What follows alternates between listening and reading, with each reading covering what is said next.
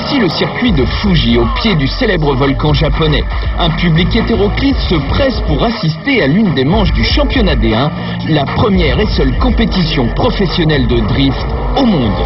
Le drift, c'est l'une des dernières folies automobiles qui nous passionne à Turbo.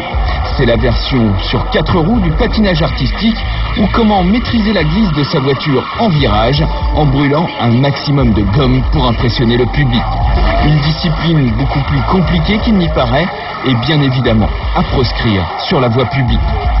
Et pourtant, c'est bien sur les petites routes de campagne, à quelques kilomètres d'ici, qu'est né le drift voici une quinzaine d'années.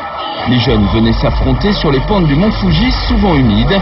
C'est ainsi qu'ils ont développé le sens de la glisse et que les plus anciens ont fini par organiser un championnat officiel sur circuit, le D1.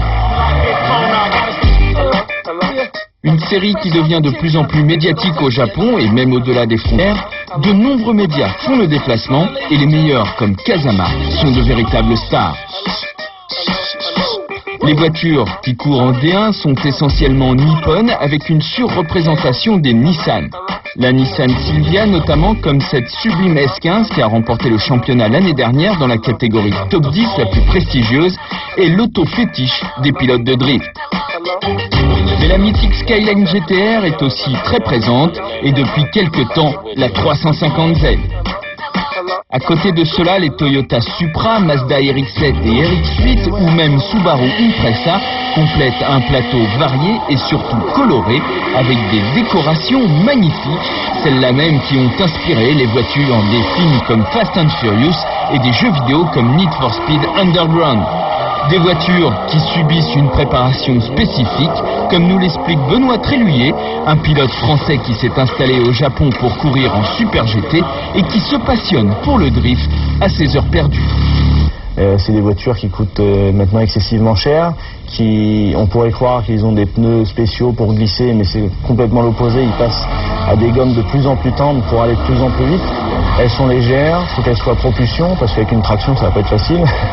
Ensuite, ils ont un angle de braquage qui est beaucoup plus élevé qu'une voiture traditionnelle. C'est pour pouvoir récupérer la voiture quand elle est à 80 lieues. L'angle de braquage est incroyable, j'ai rarement vu ça. Mais la préparation de l'auto ne fait pas tout, il faut aussi un bon coup de volant et un bon grain de folie. Et qui dit championnat dit compétition, sauf qu'ici il n'y a pas de course, donc de premier ou de dernier. On retrouve donc l'analogie avec le patinage artistique, puisque les pilotes s'élancent les uns après les autres et sont notés sur un virage par des juges en fonction de leur vitesse de rentrée dans le virage, la qualité du drift, l'angle des roues avant et de la régularité dans la glisse. Les à-coups sont à proscrire, l'angle doit rester constant et les pneus dégager le plus de fumée possible. Des règles qui offrent un spectacle surprenant, voire fascinant, et qui assurent le succès du D1. Le D1 qui a aussi fait ses débuts aux USA depuis quelques années et pourrait bien s'installer prochainement en Europe.